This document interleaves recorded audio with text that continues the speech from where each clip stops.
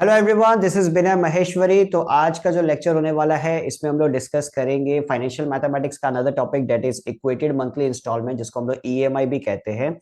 तो ये जो हम लोग का टॉपिक है, यहाँ से आप समझ लो कि आपके एग्जाम में कम से कम एक क्वेश्चन तो आने वाला है। बहुत ही ज्यादा इंपॉर्टेंट टॉपिक है, बहुत ही इंटरेस्टिंग टॉपिक है और इजी भी टॉपिक है। ठीक है ना। तो यहाँ पे बस आपको थोड़ा बहुत जो दिमाग में रखना है वो फॉर्मूला के बारे में दिमाग में रखना है और आपको कैलकुलेशन थोड़ा करना पड़ेगा। बाकी ये बहुत इजी टॉपिक है। तो आइए समझते हैं इक्वेटेड मंथली इंस्टॉलमेंट का मतलब क्या होता है। देखिए, सबसे पहली चीज समझते हैं कि जो हम लोग का ईएमआई है ये क्या क्या चीज के ऊपर डिपेंडेंट है, किन किन चीजों के ऊपर डिपेंडेंट है। पहली चीज है आपकी प्रिंसिपल बोरोर। प्रिंसिपल बोरोर मतलब आप कितना पैसा किसी से ले रहे हो। मैक्सिमम टाइम में क्या होता है, बैंक या कोई भी फाइनेंशियल इंस्टीट्यूशन से आप पैसा बोरो करते हो, कितना पैसा आप ले रहे हो, that is called principal borrower. दूसरी चीज आपकी क्या होगी, रेट ऑफ इंटरेस्ट। जो पैसा आपने लिया है कितने इंटरेस्ट के रेट पे लिया है, that is called rate of interest. ठीक है। तीसरा हो गया tenure of loan. Tenure of loan का मतलब जो आपने पैसा लिया वो कितने समय के लिए पैसा लिया, कितने टाइम के लिए पैसा लिया। It might be 1 year, might be 6 months, might be 2 years, कुछ भी हो सकता है अपना। ठीक है ना। तो ये तीन मेन चीजें जिनके ऊपर हम लोग का ईएमआई जो है वो डिपेंडेंट है। ठीक है। अब ईएमआई को कैलकुलेट करने के लिए हमारे पास दो तरीके हैं। ईएमआई को कैलकुलेट करने के लिए हमारे पास दो तरीके हैं। दो तरीके क्या हो गए हमारे पास। पहला तरीका होता है हमारे पास फ्लैट रेट मेथड। क्या हो गया, flat rate method. Just a second. ठीक है, ये हो गया अपना पहला तरीका। तो इस मेथड के अंदर अपने को समझना क्या है, देखिए कि जो हम लोगों ने प्रिंसिपल अमाउंट बोरो किया है किसी भी बैंक से या किसी भी फाइनेंशियल इंस्टीट्यूशन से, उस पे जो इंटरेस्ट लगेगा वो थ्रू आउट सेम रहेगा, मतलब कांस्टेंट। इसीलिए इसका नाम क्या दिया गया, फ्लैट रेट मेथड। फिर से बता रहा हूं, समझ लीजिए आपने किसी भी इंस्टीट्यूशन से, ठीक है, किसी भी बैंक से आपने 1 लाख रुपए लोन लिया। अब उस पे आपको इंटरेस्ट लग रहा है, मान लीजिए 20% का इंटरेस्ट लगा 1 साल के अंदर। ठीक है, 20% का इंटरेस्ट लगा 1 साल के अंदर। तो बेसिकली आप 1 लाख आपने लिया और आप इंटरेस्ट के साथ कितना चुकाने वाले हो, 1,20,000 रुपीज। कितने साल के लिए आपने लिया, कितने साल के लिए आपने लिया, आपने लिया पूरा 1 साल के लिए। तो 1 साल के अंदर कितना महीना होता है, 12 मंथ्स होता है। ठीक है। तो 1 लाख आपका प्रिंसिपल अमाउंट प्लस 20,000 आपका क्या हो गया, interest amount, divided by number of months, मतलब कितना टेन्योर के लिए आपने लिया। क्लियर ये चीज। तो आपने, आपका प्रिंसिपल अमाउंट कितना था, 1 लाख रुपीज, इंटरेस्ट कितना था 20,000, तो इट इज 1,20,000 डिवाइडेड बाई 12 आप करोगे तो आपकी ईएमआई कितनी आ जाएगी, इट विल बी 10,000 रुपीज। तो फ्लैट रेट मेथड एकदम सिंपल है। यहाँ पे आपके पास क्या है कि आपका जो भी प्रिंसिपल अमाउंट रहेगा, ऐसा नहीं कि प्रिंसिपल अमाउंट आपका रिड्यूस होते जा रहा है, प्रिंसिपल अमाउंट आपका थ्रू आउट सेम ही रहेगा। इंटरेस्ट जो है वो थ्रू आउट आपका जो प्रिंसिपल अमाउंट रहेगा उसी पे ही लगने वाला है, और उसी से हम लोग कैलकुलेट करेंगे क्या, ईएमआई। तो इस केस के अंदर आपका ईएमआई कैलकुलेशन करने का तरीका क्या हो गया, EMI is equal to principal plus interest divided by number of tenure। ठीक है। तो हम लोग इसको ऐसे लिख सकते हैं, EMI is equal to principal की जगह P, इंटरेस्ट की जगह PNI, ठीक है ना, डिवाइडेड बाई N। PNI का मतलब क्या हो गया, principal multiply by number of months into interest. Clear एकदम, ठीक है। नेक्स्ट हमारे पास मेथड है रिड्यूसिंग बैलेंस मेथड। ठीक है। तो रिड्यूसिंग बैलेंस मेथड जो है हम लोग का, उसमें ईएमआई का फॉर्मूला देखने से पहले इस मेथड को पहले समझते हैं कि इसको रिड्यूसिंग बैलेंस मेथड क्यों बोलते हैं। एक सिचुएशन से समझते हैं। मान लेते हैं कि मैंने एक कार खरीदी, ठीक है, उस कार की कीमत थी ₹5 लाख, बट मेरे पास ₹2 लाख कैश था। ठीक है। तो ये पैसा मैंने दे दिया। तो कैश था, इसका मतलब मैं बोल सकता हूँ कि 5 लाख में से 2 लाख रुपीज मैंने दे दिया, that is called down payment, ये मैंने दे दिया। बाकी कितने बचे, 3 लाख रुपीज। ठीक है, 3 लाख रुपीज हमारे पास बचे। तो 3 लाख रुपीज का हम लोगों ने क्या किया, 3 लाख रुपीज का हम लोगों ने लोन लिया। ठीक है। तो जिस भी फाइनेंशियल इंस्टीट्यूशन से हम लोगों ने 3 लाख रुपीज का लोन लिया, उन्होंने हम लोगों के ऊपर चार्ज किया 12% पर एनम। कितना चार्ज किया उन्होंने हमारे ऊपर? 12% पर एनम, मतलब इतना इंटरेस्ट उनको चाहिए। ठीक है, 3 लाख रुपए के ऊपर उन लोगों को कितना इंटरेस्ट चाहिए? 12% पर एनम। ठीक है, अब उस हिसाब से ये जिस भी फाइनेंशियल इंस्टीट्यूशन से हम लोगों ने लोन लिया था, उस हिसाब से इस फाइनेंशियल इंस्टीट्यूशन ने हमारे ऊपर ईएमआई बनाई, मान लीजिए 5,000 रुपीज। मंथली ईएमआई हमारी हो गई कितनी? 5,000 रुपीज। ठीक है, 5,000 रुपीज मान लीजिए हमारे लिए बना ली उन्होंने फॉर 6 ईयर्स। ठीक है, तो 5,000 रुपीज ये जो ईएमआई है ये एवरी मंथ, ठीक है, एवरी मंथ मेरे अकाउंट से निकलने वाला है। एवरी मंथ, कोई फिक्स डेट पे, डेट भी कुछ कुछ फाइनेंशियल इंस्टीट्यूशन ऐसे होते हैं वो डेट भी खुद ही बोलते हैं कि आप अपने हिसाब से बता दो, आपके हिसाब से जो डेट सही रहेगा वो फिक्स कर देंगे, या कुछ कुछ फाइनेंशियल इंस्टीट्यूशन ऐसे भी होते हैं जिनकी खुद की फिक्स डेट रहती है। ठीक है, तो वो जो भी कंडीशन हो, एक फिक्स डेट को ये 5,000 रुपीज जो है ये मेरे अकाउंट से निकल जाएगा। क्लियर ये चीज? अब समझ लीजिए मेरा स्टार्टिंग में लोन कितना है? 3 लाख रुपीज का। इंटरेस्ट कितना है? 12% पर एनम, मतलब मंथली इंटरेस्ट हो गया 1%। हर मंथ का इंटरेस्ट कितना हो गया? 1%। ठीक है, तो फर्स्ट ईएमआई जब मेरा निकलेगा, ठीक है, फर्स्ट ईएमआई जब मेरा निकलेगा कितना रुपीज का निकलेगा? 5,000 रुपीज का। तो 5,000 जो मेरा ईएमआई निकल रहा है, तो लोन है मेरे पास 3 लाख रुपए का, तो 3 लाख रुपए के हिसाब से 1% का मेरा इंटरेस्ट कितना बनता है? 3,000 रुपीज इज माई इंटरेस्ट। अगर यदि हम लोग कैलकुलेशन करें 3 लाख रुपीज का 1%, बिकॉज इंटरेस्ट क्या होगा? मंथली अगर निकल रहा है तो मंथली इंटरेस्ट हम लोग कैलकुलेट करेंगे। 3 लाख रुपीज का मंथली इंटरेस्ट कितना हो जाएगा? 3,000 रुपीज। बट मैं ईएमआई में पैसे कितने दे रहा हूँ? मैं ईएमआई में तो 5,000 रुपीज दे रहा हूँ। ठीक है, तो मतलब 3,000 रुपीज तो हमारा इंटरेस्ट हो गया, बाकी 2,000 रुपये जो वो तो एक्स्ट्रा अमाउंट दे रहा हूँ। तो 2,000 जो मैंने एक्स्ट्रा अमाउंट दिया वो कहां पे जाके एडजस्ट हो जाएगा? वो हमारा प्रिंसिपल अमाउंट पे जाके एडजस्ट हो जाएगा। मतलब ये 5,000 रुपीज जो है ये ब्रेक हो जाएगा कैसे? 3,000 प्लस 2,000 रुपीज पे। क्लियर है? 3,000 हमारा इंटरेस्ट और 2,000 रुपीज जो एक्स्ट्रा दे रहा हूँ ये प्रिंसिपल अमाउंट पे जाके एडजस्ट हो जाएगा। क्लियर? तो अब मेरे पास जब ये 2,000 रुपया कम हो गया तो मेरे पास आउटस्टैंडिंग बैलेंस कितना है अभी? अब मेरे पास आउटस्टैंडिंग बैलेंस कितना है? सेकेंड मंथ के लिए मेरे पास बैलेंस कितना है? इट इज 2,98,000 रुपीज और सेकेंड मंथ। ठीक है, अब मेरे पास आउटस्टैंडिंग बैलेंस हो गया 2,98,000, बट अभी भी मैं ईएमआई कितनी दे रहा हूँ? 5,000 रुपीज करके ही ईएमआई दे रहा हूँ। ठीक है, तो अगेन मैंने 5,000 रुपीज ईएमआई दिया, तो 5,000 रुपीज जब मैंने ईएमआई दिया तो इस बार मेरा इंटरेस्ट कितना होगा? इस बार मेरा इंटरेस्ट 3,000 नहीं होगा। इंटरेस्ट तो परसेंटेज के हिसाब से तो 1% ही लग रहा है, बट फर्स्ट टाइम जब मैंने दिया था 3 लाख रुपीज के ऊपर इंटरेस्ट कैलकुलेट किया था तो इट वॉज 3,000 रुपीज। बट इस बार 3 लाख रुपीज के ऊपर कैलकुलेट नहीं करूंगा, इस बार मैं 2,98,000 पे कैलकुलेशन करूंगा। ठीक है, तो 2,98,000 के हिसाब से मेरा इंटरेस्ट कितना बनना चाहिए 1% का? It will B 2,980 plus extra amount कितना दे रहा हूं मैं? 2,020। तो ये 2,020 जो है अगेन ये प्रिंसिपल अमाउंट पे एडजस्ट हो जाएगा। तो थर्ड मंथ के लिए मेरे पास आउटस्टैंडिंग बैलेंस कितना हो जाएगा? थर्ड मंथ के लिए आउटस्टैंडिंग बैलेंस मेरे पास कितना हो जाएगा? 2,98,000 में से कितना माइनस कर दूंगा मैं? 2,020 अमाउंट माइनस कर दूंगा, तो it will B how much? 7 से 2 या 5, 2,95,980। तो ये रह जाएगा मेरा आउटस्टैंडिंग बैलेंस, बिकॉज 2,980 तो क्या हो जाएगा? हमारा इंटरेस्ट। 2,020 जो है वो हो जाएगा हमारा प्रिंसिपल पे adjust. Clear? Similarly third month पे अगर मैं बात करूंगा तो थर्ड मंथ के लिए मेरे पास ईएमआई कितना होगा? 5,000 रुपीज की ईएमआई जा रही है। ठीक है, ईएमआई तो मेरी 5,000 रुपीज की है, बट इस पे इंटरेस्ट कितना लगने वाला है? 2,959.80 ये मेरा इंटरेस्ट लगेगा, और उसके बाद में जो रिमेनिंग अमाउंट होगा वो मेरा प्रिंसिपल पे एडजस्ट हो जाएगा। तो इसी तरीके से ये जो साइकिल है हमारी चलती जाएगी, और इसीलिए इसको हम लोग क्या कहते हैं? Reducing balance method.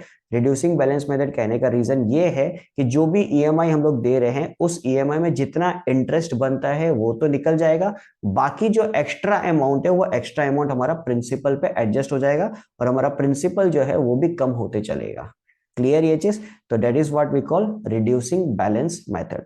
तो अब देखते हैं इसका फॉर्मूला क्या बनता है हमारे पास। देखिए इसका फॉर्मूला हमारे पास है p into one plus I to the power n into i divided by one plus I to the power n minus one. Formula थोड़ा सा बड़ा है बट आपको ये याद करना पड़ेगा ईएमआई निकालने के लिए। और यही सेम चीज देखिए यहाँ पे तीन फॉर्मूलेज है, सेम है बट तीन तरीके से इन्होंने लिखा है। ठीक है, एक हो गया p into one plus I to the power n into i divided by one plus I to the power n minus one. दूसरा है p into i divided by one minus one plus I to the power minus n। ठीक है, तीसरा है p divided by a n bar divided by i। अब देखिए कौन सा फॉर्मूला कब हम लोग को यूज करना है, तीनों सेम ही फॉर्मूला है, बस थोड़ा अलग अलग तरीके से डिराइव किया गया है। ठीक है, कब कब कौन सा यूज करना है। अगर आपको एग्जाम में कंडीशन दे दे one plus I to the power n की वैल्यू आपके पास रेडीमेड हो, one plus I to the power value तो आपको मिल जाएगी, उसकी टेंशन नहीं है, one plus I to the power n के रेस्पेक्ट में आपको वैल्यू मिल जाए तो आपको ये फर्स्ट वाला फॉर्मूला यूज करना है। ठीक है, अगर आपको वैल्यू दे one plus I to the power minus n की, ठीक है, one plus I to the power minus n की वैल्यू दे दे तो आपको ये सेकंड फॉर्मूला यूज करना है। अगर आपको A N bar divided by आई इसकी वैल्यू दे दे तो आपको थर्ड फॉर्मूला यूज करना है। तो ये तीन फॉर्मूला हमारे हो गए रिड्यूसिंग बैलेंस मेथड के to find the EMI. Clear एकदम? ठीक है, नेक्स्ट टॉपिक हमारे पास है एमोर्टाइजेशन ऑफ लोन। तो एमोर्टाइजेशन ऑफ लोन को हम लोग कुछ इस तरीके से समझते हैं। मान लीजिए कि आपने एक कार लिया था, ठीक है ना, आपने एक कार लिया था 3 लाख रुपए का, 3 लाख रुपीज का आपका कार का लोन था। ठीक है, उसमें टोटल नंबर ऑफ जो ईएमआई आपके पास बन के आई है वो मान लेते हैं टोटल नंबर ऑफ ईएमआई आपके पास आई है 60, बिकॉज आपको 60 ईएमआई पे करना है। ठीक है, 3 लाख रुपए का लोन चुकाने के लिए आपको टोटल 60 ईएमआई पे करने हैं। ठीक है, अब इसके अंदर आपने समझ लीजिए 39 ईएमआई पे कर दिए, टोटल आउट ऑफ 60 39 ईएमआई आपने पे कर दिए है। तो जब 40th ईएमआई होगी ना आपकी, जब 40th ईएमआई होगी उसमें आपका टोटल प्रिंसिपल आउटस्टैंडिंग कितना होगा आउट ऑफ दिस 3 लाख का लोन प्लस इंटरेस्ट। ठीक है, आउट ऑफ दिस 3 लाख का लोन प्लस इंटरेस्ट आपका अभी जब 40th पेमेंट आप करोगे, 40th ईएमआई जब आप दोगे, उस 48th ईएमआई पे आपका आउटस्टैंडिंग प्रिंसिपल कितना होगा, या समझ लीजिए 40th ईएमआई तक आपने अभी तक कितना इंटरेस्ट पे कर दिया है, उसी को हम लोग क्या बोलते हैं, एमोर्टाइजेशन ऑफ लोन। बेसिकली समझ लीजिए 39 ईएमआई आपने पे कर दिया, उसके बाद में 40th ईएमआई आपको पे करने का मन नहीं है, अब आपके पास पैसे आ चुके हैं, अब आप चाहते हो कि जो भी आपका लोन है उसको आप सेटअप कर दो। ठीक है ना, जो भी आपका लोन है उसको आप खत्म कर दो, तो जितना भी आपका प्रिंसिपल आउटस्टैंडिंग उस मोमेंट तक रहेगा वो सारा का सारा पैसा आप उस समय दे दो और आपका लोन खत्म हो जाएगा। क्लियर ये चीज? ठीक है, इसी कॉन्सेप्ट को हम लोग बोलते हैं एमोर्टाइजेशन ऑफ लोन। ठीक है, अब एमोर्टाइजेशन ऑफ लोन के अंदर हम लोग निकालेंगे कैसे, देखिए सबसे पहली चीज आती है कि principal outstanding at the beginning of kth period. At the beginning of kth period का मतलब क्या होगा, जैसे जैसे मैंने आपको बताया कि principal outstanding, just for an example आपका टोटल 60 ईएमआई था, तो क्वेश्चन आपका ऐसे हो सकता है कि find the principal outstanding at the beginning of 40th payment. ठीक है ना, at the beginning of 40th payment का मतलब क्या हो गया, अभी तक आपने 39 ईएमआई दे चुके हैं और आपको अभी 40th ईएमआई से आपको पे करना है, 40th ईएमआई तक आपका प्रिंसिपल आउटस्टैंडिंग आपको बताना है। ये बात आपको समझ में आ रही है? तो वो हम लोग कैसे निकालेंगे, उस मोमेंट तक आपका कितना आउटस्टैंडिंग प्रिंसिपल है ये अपने को बताना है। ठीक है, तो देखिए उसको निकालने का तरीका क्या हो गया, जो भी आपकी ईएमआई होगी, EMI multiply by one plus I to the power N minus K plus one minus one divided by I into one plus I N minus K plus one. Formula थोड़ा सा बड़ा है बट याद करना पड़ेगा, because निकालने के लिए आपको ये फॉर्मूला की जरूरत पड़ेगी। अब यहाँ पे देखिए एन का मतलब क्या होता है, एन का मतलब होता है total number of EMIs, total number of EMIs. के का मतलब क्या हो गया, किस पीरियड के लिए आपको निकालना है, तो समझ लीजिए एन की वैल्यू हो गई आपकी 60। ठीक है, के की वैल्यू हो गई आपकी 40, चलो 20 मान लेते हैं। ठीक है, के की वैल्यू हो गई आपकी 20, मतलब 20th पेमेंट के लिए आपको बताना है। तो आपका n minus K plus one क्या हो जाएगा, it will B 60 minus 20 plus one, basically it will B 41। ठीक है, तो 41 तक मतलब समझ लीजिए आपने 19 ईएमआई ऑलरेडी पे कर दी, 19th पेमेंट ऑलरेडी आप लोगों ने कर दी है। अब जो रिमेनिंग 41 है तब तक का आपका आउटस्टैंडिंग प्रिंसिपल कितना रहेगा ये आपको बताना है। क्लियर? सिमिलर कॉन्सेप्ट हम लोग का यूज होता है। देखिए इसमें आपको एक और चीज बता देता हूँ, बाई चांस कभी कभी ऐसा भी होता है कि कुछ कुछ क्वेश्चन कभी कभी हमारे जो एग्जामिनर रहते हैं वो क्वेश्चन इस तरीके से सेट कर देते हैं कि जो वैल्यूज रहती है वो रेडीमेड आपको पूरी की पूरी दे देते हैं। समझ लीजिए ये वाली जो वैल्यूज है ना, ये वैल्यू समझ लीजिए आपको पूरी की पूरी दे दी। तो इसमें आपको मेहनत करने की कोई जरूरत नहीं है। इसमें आपको जो भी आपकी ईएमआई रहेगी उसके साथ आप मल्टीप्लाई कर दो, आपके पास आंसर सीधा सीधा आ जाएगा। ठीक है, तो ये जो पोर्शन है this and this both are equal. ठीक है, नेक्स्ट हमारे पास आता है interest paid in kth payment. अब केथ पेमेंट तक टोटल आपने कितना इंटरेस्ट पे किया, तो उसको निकालने का तरीका सेम है, ये सेम फॉर्मूला ही है। ठीक है, ये सेम फॉर्मूला ही है, बस डिफरेंस क्या है, यहाँ पे आई था और इधर आई नहीं है, बाकी फॉर्मूला आपका पूरी तरीके से सेम है। ठीक है, नेक्स्ट हमारे पास है principal paid in kth payment. जो केथ पेमेंट होगा उस खाली केथ पेमेंट में टोटल प्रिंसिपल आपने कितना पे किया, बिकॉज हम लोग जानते हैं कि जब भी हम लोग ईएमआई देते हैं, ईएमआई के अंदर हमारा प्रिंसिपल और हमारा इंटरेस्ट दोनों रहता है। तो जो हम लोग का केथ पेमेंट था, उस केथ पेमेंट में हमारा प्रिंसिपल अमाउंट कितना था वो कैसे निकालेंगे, तो सिंपल है, जो भी हमारी ईएमआई रहेगी उस ईएमआई में से interest paid in kth period को माइनस कर देंगे। Interest paid in kth period हम लोग आराम से इससे निकाल सकते हैं।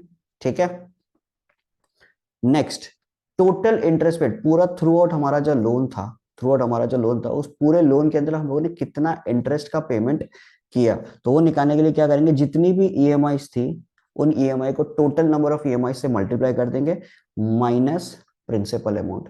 N into E M I minus principal amount, जितनी भी ईएमआई थी उन सबको टोटल नंबर ऑफ ईएमआई से मल्टीप्लाई कर देंगे और प्रिंसिपल से माइनस कर देंगे। तो वहां पे हमारे पास आ जाएगा टोटल इंटरेस्ट थ्रू आउट आपका लोन में कितना इंटरेस्ट आपने पे किया था। आई होप आपको एमोटाइजेशन क्लियर होगा। और ये one of the most important topic है। देखिए ये एक ऐसा टॉपिक है जहां से 5 मार्क्स का क्वेश्चन आने का सबसे ज्यादा चांसेस है। मतलब मैं ये कह सकता हूँ कि 90% चांसेस है कि इस टॉपिक में से 5 मार्क्स का क्वेश्चन आपका आएगा ही आएगा। ठीक है, तो इसको आप ढंग से कीजिएगा, कैलकुलेशंस थोड़ा सा है करना पड़ेगा, बट स्टिल ये टॉपिक को आप बहुत अच्छे से कर लीजिएगा। कुछ कुछ वैल्यूज ऐसी होती है जहां पे ऐसा लगता है कि क्या हम लोग को वो वैल्यू मिलेगी नहीं मिलेगी, लॉग का यूज करना पड़ेगा, वो वैल्यू आपको मिल जाएगी, आपको लॉग का यूज करने का जरूरत नहीं पड़ेगा। तो आइए स्टार्ट करते हैं क्वेश्चन के साथ। पहला क्वेश्चन हमारे पास है, Rahul borrowed ₹1 lakh from A cooperative society at the rate of 10% per annum for 2 years। Calculate is EMI using flat rate method. तो ऑलरेडी हम लोगों को बोल दिया फ्लैट रेट मेथड से अपने को निकालना है। तो ईएमआई अगर अपने को फ्लैट रेट मेथड से निकालना पड़े तो ईएमआई इज इक्वल टू हम लोग क्या करते हैं, principal plus interest divided by number of EMI. ठीक है, तो इंटरेस्ट हम कैसे निकालेंगे, p into n into r by 100। तो प्रिंसिपल कितना हमारे पास 1 लाख रुपीस। ठीक है, मल्टीप्लाई बाय 2 years, आर हो गया 10% डिवाइडेड बाय 100, तो ये कितना आ जाएगा हमारे पास 20,000। इंटरेस्ट आ गया हमारे पास ₹20,000। ठीक है, तो प्रिंसिपल था हमारे पास 1 लाख रुपीस प्लस इंटरेस्ट आ गया 20,000 divided by number of EMI कितना हो जाएगा, 2 साल का है तो 2 into 12 24, because equated monthly installment का बात कर रहा तो मंथ में कन्वर्ट करना पड़ेगा। तो it will B 1,20,000 divided by 24। तो 1,24,000 12 से इसको डिवाइड करेंगे तो ये आ जाएगा हमारे पास divided by, sorry 10,000 two times, तो ये हो गया 5,000। तो ईएमआई आ गया हमारे पास ₹5,000। ठीक है ना, तो पहला क्वेश्चन का आंसर हो जाएगा हमारे पास 5,000। दूसरा सवाल क्या दिया हुआ है, Sonia takes a loan of ₹2,50,000 from a bank at the rate of 14% per annum for 5 years, calculate her EMI using flat rate method। तो सेम क्वेश्चन है, पहले इंटरेस्ट निकाल लेते हैं। तो इंटरेस्ट हमारा क्या हो जाएगा, प्रिंसिपल दिया हुआ है 2,50,000 मल्टीप्लाई बाय 14/5 डिवाइडेड बाय 100। तो ये हमारे पास कितना आ जाएगा, 25 into 5, ये हो जाएगा 125, और 125 into 14 करेंगे तो 5 4 जा 20, 4 2 जा 8, 9 10, फिर उसके अंदर 5, फिर 5 2 1 0 5 7, तो ये हमारे पास आ जाएगा 1,75,000, ठीक है। तो हमारे पास टोटल प्रिंसिपल ईएमआई कितना हो जाएगा, प्रिंसिपल हमारे पास 2,50,000, ठीक है, प्लस इंटरेस्ट है 1,75,000 डिवाइडेड बाय कितने साल के लिए था, ये था हमारे पास 5 ईयर्स के लिए, तो 5 × 12, तो it will B 2,50,000 plus 1,75,000, it will B 4,25,000, तो डिवाइडेड बाय 60 करेंगे, फिर 2 से डिवाइड कर सकते हैं, 2 से 3 टाइम्स, और 2 से हमारे पास ये आ जाएगा 2,1,250, ठीक है। फिर इसको अगर यदि हम लोग डिवाइड करते हैं तो हमारे पास आंसर आ जाएगा 7083.33, ये ऑलरेडी मेरा कैलकुलेट किया हुआ है, आप कैलकुलेट करके देख सकते हो, ठीक है। नेक्स्ट क्वेश्चन नंबर 3 हमारे पास क्या दिया हुआ है, Jyoti buys a car for which she makes down payment of ₹3,50,000 and the balance is to be paid in 3 years by monthly installment of ₹34,000 each. If the financial charge interest at the rate of 12% per annum and uses flat rate method, find the actual price of the car. देखिए यहाँ पे भी क्या use हो रहा है, flat rate method use हो रहा है, बस इस केस के अंदर अपने को ईएमआई दिया हुआ है, अपने को पहले प्रिंसिपल निकालना पड़ेगा, प्रिंसिपल एक बार निकल जाएगा तो प्रिंसिपल पे हम लोग डाउन पेमेंट को ऐड कर देंगे तो हमारे पास actual price of the car आ जाएगा, ठीक है। तो गिवन कंडीशन हमारे पास क्या दिया हुआ है, ईएमआई है हमारे पास ₹34,000, ठीक है, और नंबर ऑफ ईयर्स हो गया 3, रेट ऑफ इंटरेस्ट हो गया 12%। तो ईएमआई निकालने के लिए तरीका क्या हमारे पास, principal plus PNI divided by N।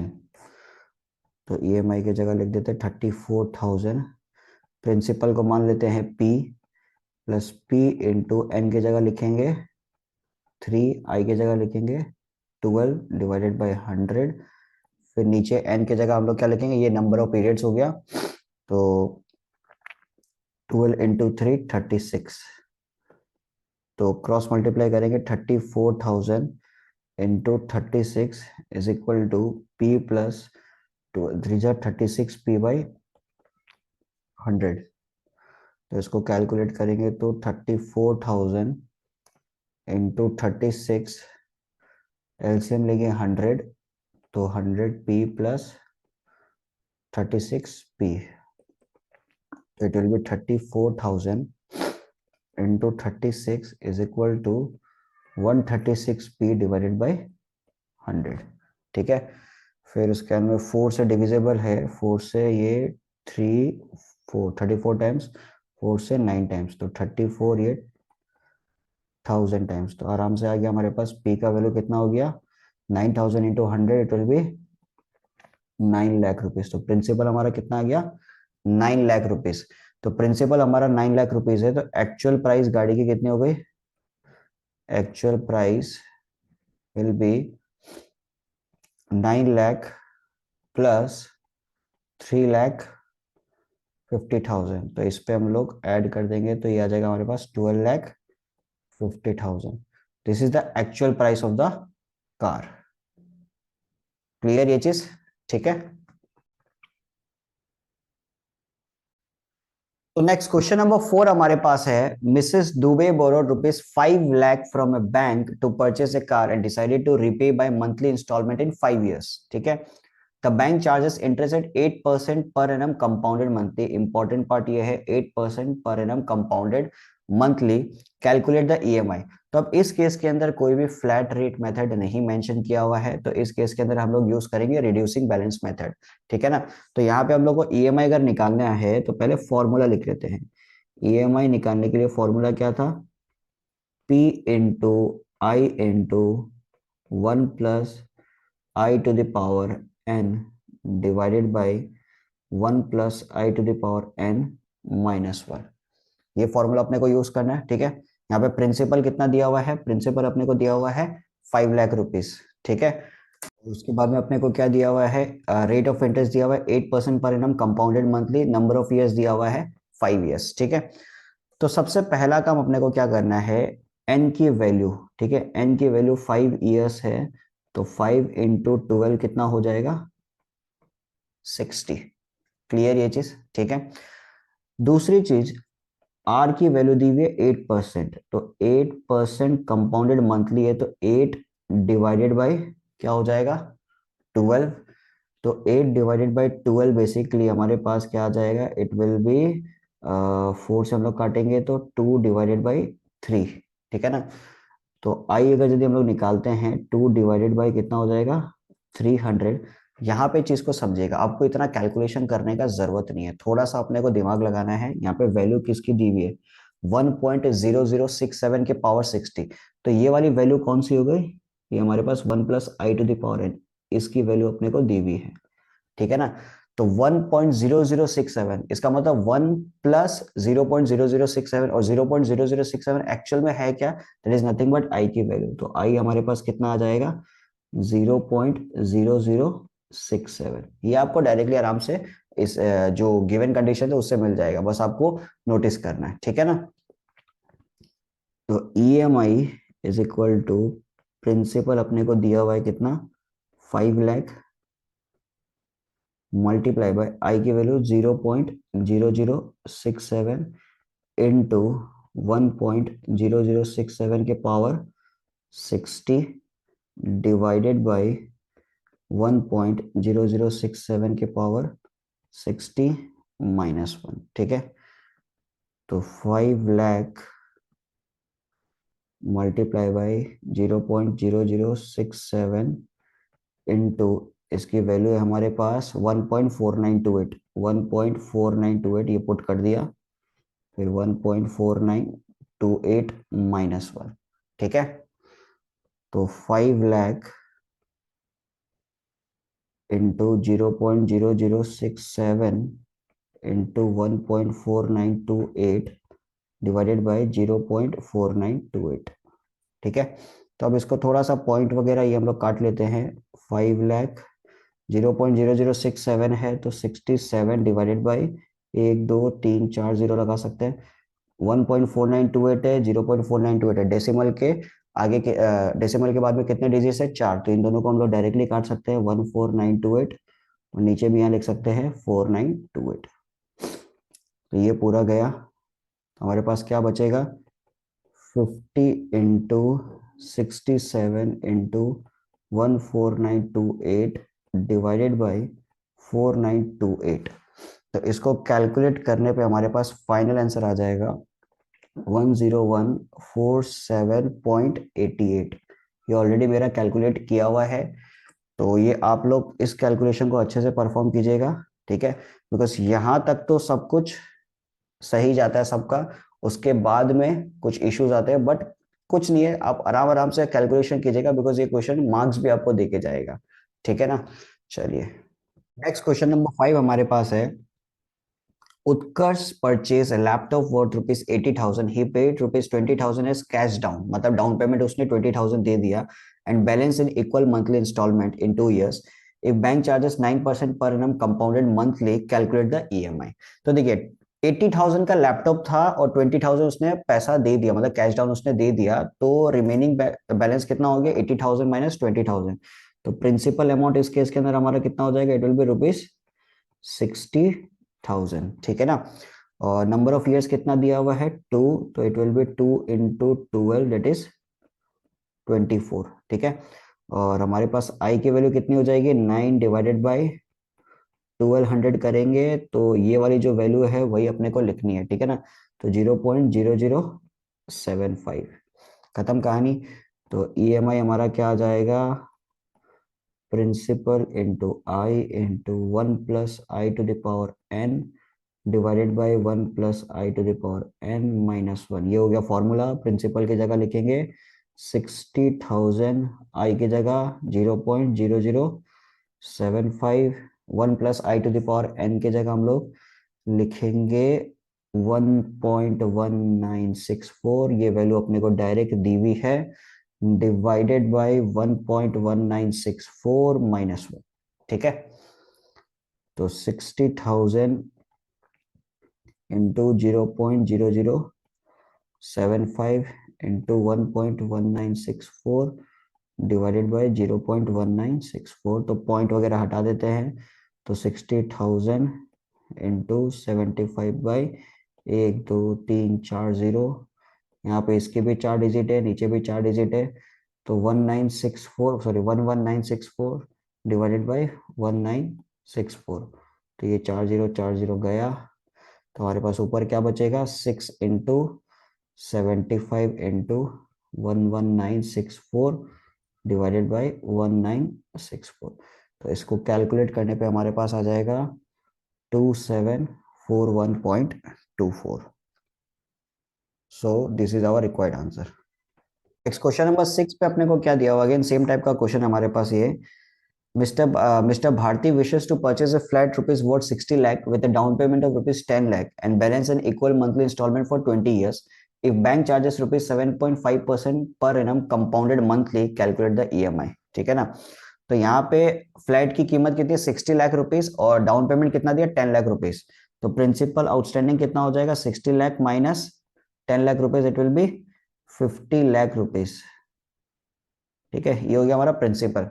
तो बस ईएमआई अगर यदि अपने को निकालना है तो यहाँ पे एन की वैल्यू देखिए कितने कितने साल के लिए, 20 ईयर्स के लिए, तो 20 × 12 इट विल बी 240। क्लियर ये चीज। और आई की वैल्यू कितनी हो जाएगी, कितने परसेंट पे, 7.5, तो 7.5 divided by 1200 it will B 0.00625।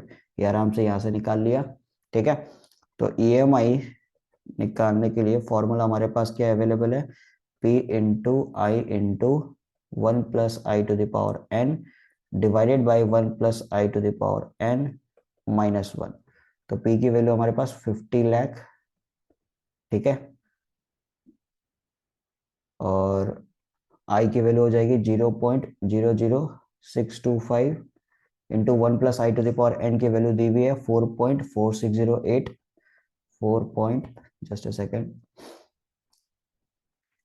4.4608 divided by 4.4608 -1।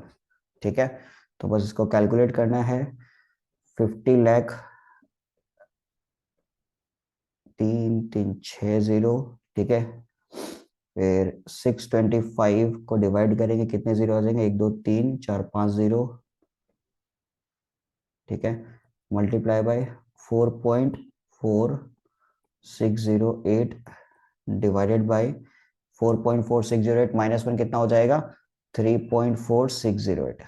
ठीक है, तो यहाँ पे 5 जीरो हमारे गए, बचा गया हमारे पास 50 into 625 multiply by 44608 divided by 34608। Clear, इसको अगर हम लोग कैलकुलेट करते हैं तो हमारे पास ईएमआई आ जाएगा 40,279.70। ठीक है, तो ये हो गया हमारा इसका पूरा आंसर। क्लियर। क्वेश्चन नंबर 7 अपने को दिया हुआ है क्या, mister Dharmendra Patel purchase a motorcycle of ₹1,50,000 with ₹25,000 down payment. He wishes to repay balance in equal monthly payment in 4 years. If bank charges if bank charges 9% per annum compounded monthly, calculate the EMI। ठीक है, again same type का question. तो यहाँ पे motorcycle की कीमत कितनी है, 1,50,000, 25,000 डाउन पेमेंट दिया, तो प्रिंसिपल कितना हो जाएगा, 1,50,000 से 25 माइनस करेंगे तो इट विल बी रुपीज 1,25,000। ठीक है, नंबर ऑफ ईयर्स कितना हो जाएगा, कितने साल के लिए है, 4 ईयर्स, तो 4 इंटू 12 इट विल बी 48। आई की वैल्यू कितनी हो जाएगी, 9% है, तो 9 divided by 1200 it will B 0.0075। बस अब वैल्यू पुट करनी है, EMI P into i into 1 + i⁴n divided by 1 + i⁴n -1, तो प्रिंसिपल की जगह 1,25,000। ठीक है, इंटू आई की जगह 0.0075 मल्टीप्लाई बाय वैल्यू कितनी दी हुई है, 1.4314, 1.4314 डिवाइडेड बाय 1.4314 -1। क्लियर। तो 1,25,000 इसका पॉइंट हटा देते हैं तो 75 divided by 1 2 3 4 into 1.4314 divided by 0.4314। तो यहाँ पे 1 2 3 0 हमारा गया। तो 125 इंटू 75 इंटू 14314 डिवाइडेड बाय 4314 और इसका जो 10 है ये भी नीचे आ जाएगा। ठीक है, तो अब इसको अगर हम लोग कैलकुलेट करते हैं, कैलकुलेट करने पे हमारे पास इसकी वैल्यू आ जाएगी 3110.65। This will be our required value. ठीक है, नेक्स्ट हमारे पास क्वेश्चन नंबर 8 पे क्या दिया हुआ है। क्वेश्चन नंबर 8 पे person amortizes a loan of rupees 1,50,000 for a new home by obtaining a 10 years mortgage at the rate of 12% compounded monthly. Find EMI total interest paid. ये दोनों चीज निकालिए। अब सबसे अच्छी बात इस क्वेश्चन के अंदर है कि सब कुछ आपको रेडीमेड दे दिया। ये जो मेन चीज है ये आपको डायरेक्टली दे दी। तो यहाँ पे हम लोग ईएमआई निकालने के लिए आराम से यूज कर सकते हैं। EMI is equal to principal divided by a 120 bar divided by 0.01। तो प्रिंसिपल कितना हमारे पास 1,50,000 डिवाइडेड बाय इसकी वैल्यू कितनी दी हुई है 69.6891। क्लियर है। तो इसको अगर हम लोग डिवाइड करते हैं तो हमारे पास फाइनल आंसर इसका आ जाएगा 2152.42। ये आ गई हमारी ईएमआई। क्लियर। फिर अपने को निकालना टोटल इंटरेस्ट पेड। तो टोटल इंटरेस्ट हम लोग कैसे निकालते हैं। टोटल इंटरेस्ट निकालने के लिए अपने को क्या करना पड़ेगा, total number of EMI, total number of EMI multiply the EMI और माइनस किससे करना पड़ेगा, प्रिंसिपल से। तो टोटल ईएमआई कितनी हमारे पास यहाँ पे कितना दिया हुआ है 120। ठीक है ना। तो 120 इंटू ईएमआई कितनी है 2152.42 माइनस प्रिंसिपल कितना हमारे पास 1,50,000। तो इसको अगर हम लोग माइनस करेंगे तो हमारे पास वैल्यू आ जाएगा 108,290.40। So this will be our total interest. Clear है। ऐसा क्वेश्चन आ गया तो हमारे लिए क्या है, जैकपॉट है। ठीक है। नेक्स्ट क्वेश्चन नंबर 6 हमारे पास क्या दिया हुआ है, a loan of rupees 4 lakh at the interest of 6.75% per annum compounded monthly is to be amortized by equal payments at the end of each month for 10 years। तो यहाँ पे कितनी चीजें हम लोग को निकालनी है। पहला निकालना अपने को find the size of each monthly payment. Basically अब सबसे पहले अपने को ईएमआई निकालना पड़ेगा। ठीक है, ईएमआई निकालने का में दूसरा चीज है principal outstanding at the beginning of 61st month. तो इस पे हम लोग बाद में बात करेंगे, पहले ईएमआई निकाल लेते हैं।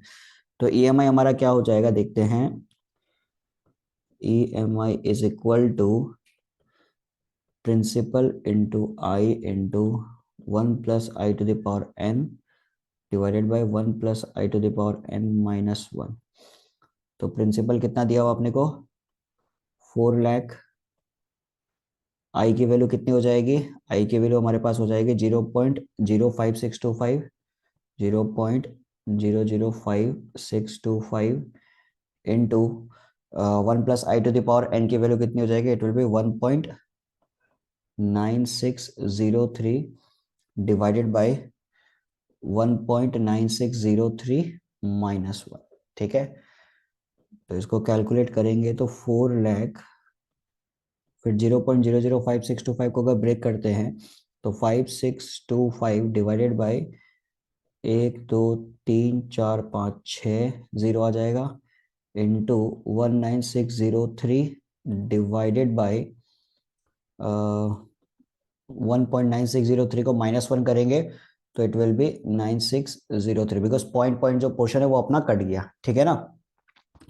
तो 1 2 3 4 5, 1 2 3 4 5 इसको काट दिया तो हमारे पास बचेगा क्या 4 into 5625 into 19603 divided by 9603 into 10।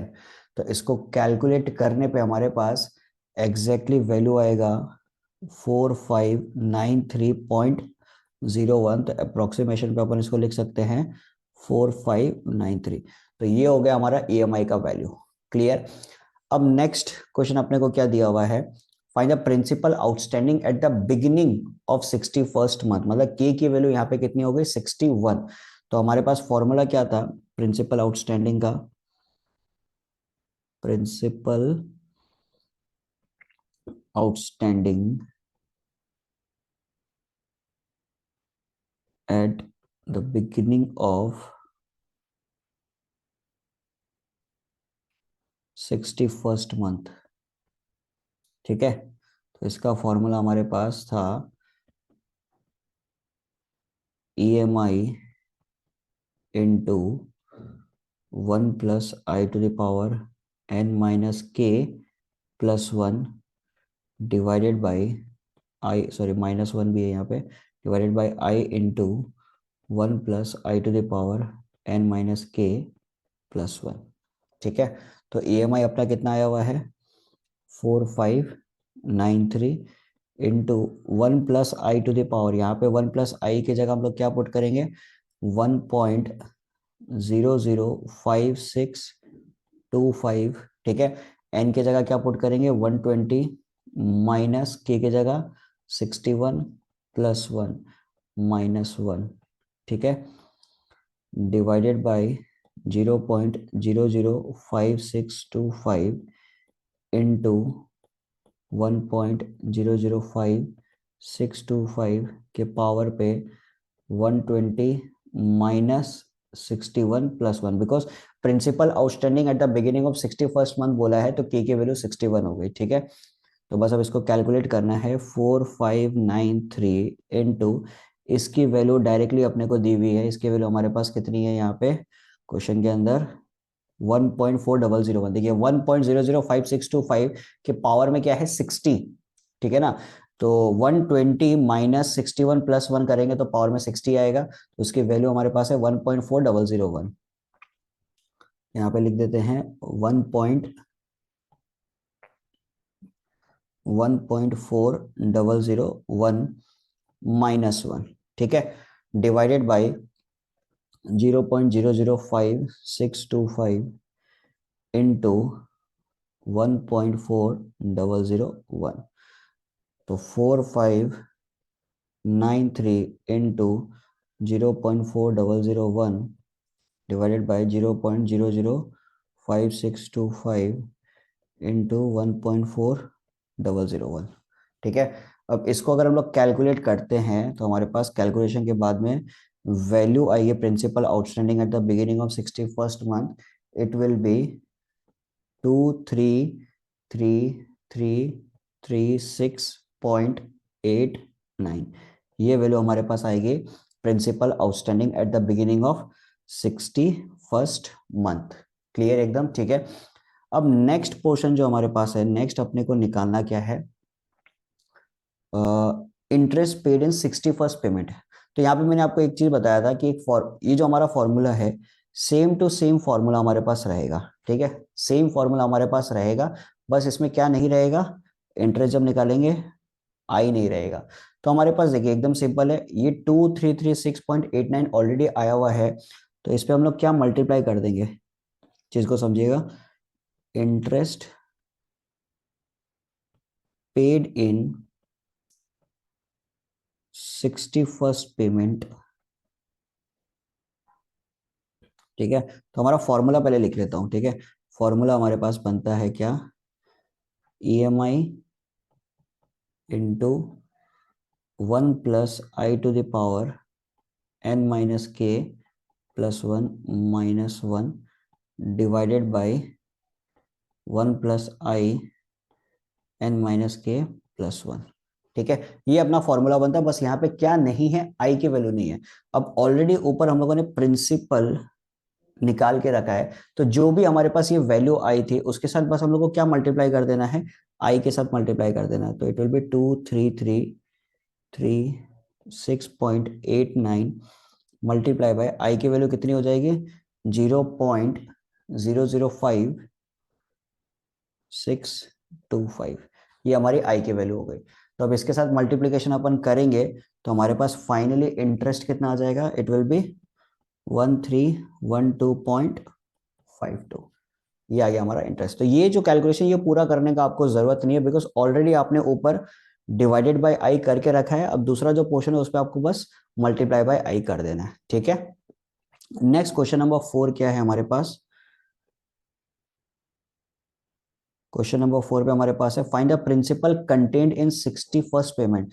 तो 61st पेमेंट में अपने पास कितना प्रिंसिपल हुआ था? प्रिंसिपल इन 61st पेमेंट। तो ये अपन कैसे निकालेंगे प्रिंसिपल?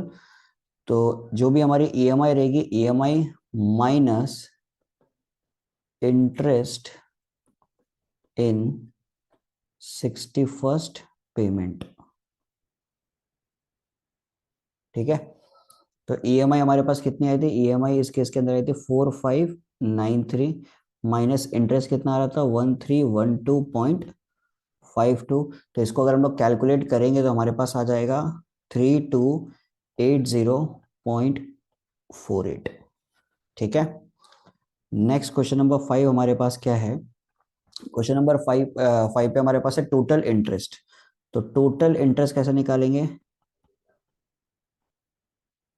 टोटल इंटरेस्ट निकालने के लिए n into number of EMIs minus principal, ठीक है। तो n की वैल्यू हमारे पास कितनी दी हुई है? n की वैल्यू हमारे पास है इस केस के अंदर टोटल 120, ईएमआई है 4593, माइनस प्रिंसिपल हमारे पास कितना है इस केस के अंदर? प्रिंसिपल हमारे पास हो गया 4 लाख, ठीक है। तो इसको कैलकुलेट करने पे हमारे पास इंटरेस्ट आ जाएगा 1,51,160। So this will be our total principal amount. तो अगर यदि आप इस क्वेश्चन को ढंग से देखें तो यहाँ पे कैलकुलेशन है, एनी डे कैलकुलेशन है, बट कैलकुलेशन जो वो आपका सिर्फ फर्स्ट और सेकंड पार्ट पे है ज्यादा। जो अपना क्वेश्चन नंबर 1 और क्वेश्चन नंबर 2 है, ये दो पे कैलकुलेशन है। ये दो का कैलकुलेशन अगर अपना हो जाता है, इसको अगर यदि अपन ढंग से परफॉर्म कर लेते हैं, इसकी जो आंसर आ जाती है, बाकी जो नेक्स्ट 3 क्वेश्चन है वो आराम से आएंगे, बिकॉज इन्हीं वैल्यूज के साथ हम लोग खेल सकते हैं, ठीक है। तो ये क्वेश्चन अपने पास आएगा तो 100% 5 मार्क्स का तो आना ही आना है, और इस टाइप के क्वेश्चन आने का सबसे ज्यादा चांसेस है। तो आई होप आपको ये पूरा क्वेश्चन समझ में आया होगा। बस कैलकुलेशन वाला पार्ट है वो आप घर पे जरूर ट्राई कीजिएगा, ठीक है। नेक्स्ट क्वेश्चन हमारे पास है a person amortizes a loan of 15 lakh for renovation of his house by 8 years mortgage at the rate of 12% per annum compounded monthly. Find the equated monthly installment principal outstanding at the beginning of 40th month. Same type का question है जैसे question number 9 पे अपने किया था, question number 10 पे भी same ही है। तो सेम चीज फॉलो करना है। सबसे पहली चीज हम लोग निकालेंगे इस केस के अंदर ईएमआई। तो ईएमआई हमारा क्या हो जाएगा? P into i into 1 + i⁴ divided by 1 + i⁴n - 1, ठीक है। तो प्रिंसिपल यहाँ पे कितना है हमारे पास? 15 लाख, ठीक है, इंटू 0.01। ये देखिए 0.01 डायरेक्ट वैल्यू में लिख रहा हूँ। 1 + i⁴n की वैल्यू कितनी दी हुई है? 2.5993 डिवाइडेड बाई 2.5993 -1, ठीक है। तो 15 lakh into 0.01 into 59993 sorry divided by 1.5993, ये हमारे पास वैल्यू आएगी। तो इसको अगर कैलकुलेट करते हैं तो हमारे पास ईएमआई निकल के आएगा, इट विल बी 24,379.10। ये हमारा ईएमआई निकल के आएगा। क्लियर? तो पहला पोर्शन हो गया हम लोग का ईएमआई निकालेगा। दूसरा क्वेश्चन क्या था? Principal outstanding at the beginning of 40th month, मतलब के की वैल्यू कितनी हो गई? 40। तो ये भी निकाल लेते हैं। देखिए principal is equal to, formula क्या बनता है? EMI into 1 + i⁴n - k+1 divided by i into 1 + i⁴n - k+1। देखिए यहाँ पे k की वैल्यू कितनी हमारे पास? 40, n की वैल्यू 60। तो मैं डायरेक्टली वैल्यू लिख रहा हूँ ईएमआई की वैल्यू कितनी आ चुकी है हमारे पास, 24379.10 इनटू, इसकी वैल्यू अपने को दी हुई है 1.0157, तो इट विल बी 1.7633। ठीक है, तो 1.7633 -1 डिवाइडेड बाय आई की वैल्यू हमारे पास है 0.01 इंटू 1.7633। तो इसको थोड़ा सा सॉल्व कर लेते हैं। 24379.10 इंटू 0.7633 डिवाइडेड बाई 0.01 इंटू 1.7633। ठीक है, तो इसको अगर अपन डिवाइड करते तो हमारे पास फाइनल आंसर आएगा 1055326.21। तो ये आ गया हमारा principal outstanding eight 40th payment. ठीक है, principal outstanding at the beginning of 40th payment. और नंबर 3 पे अपने को क्या दिया हुआ है, इंटरेस्ट निकालना है। तो इंटरेस्ट निकालने के मैंने पहले भी बोला था कि आपका अगर जो प्रिंसिपल है, प्रिंसिपल आ जाए तो उसको आप बस जो भी आपका रेट ऑफ इंटरेस्ट दिया हुआ था उससे मल्टीप्लाई कर दो। तो interest eight the interest paid in 60th payment, ये कितना हो जाएगा, 1055326.21। इसके साथ मल्टीप्लाई कर देता हूँ 0.01। ठीक है, तो ये कितना आ जाएगा, 10553.26। क्लियर। फिर नेक्स्ट क्वेश्चन है हमारे पास, principal obtained in 40th payment. Principal obtained in 40th payment, तो 40th पेमेंट में कितना प्रिंसिपल हुआ था। प्रिंसिपल इन 40th पेमेंट कितना हो जाएगा हमारे पास, किससे माइनस करेंगे हम लोग, जो भी हमारे पास क्या रहेगी, ईएमआई। ठीक है ना, जो भी हमारे पास ईएमआई रहेगी उस ईएमआई में से हम लोग माइनस कर देंगे इंटरेस्ट। ठीक है, तो ईएमआई हमारे पास कितनी थी, ईएमआई वाज 24379.10 माइनस किससे करेंगे, इंटरेस्ट पेड इन 60th पेमेंट, मतलब 60th पेमेंट तक कितना इंटरेस्ट हम लोगों ने दे दिया था। तो कितना हो जाएगा, 10553.26। तो ये माइनस करने पे हमारे पास एक्चुअल वैल्यू कितना आ जाएगा, 13825.84।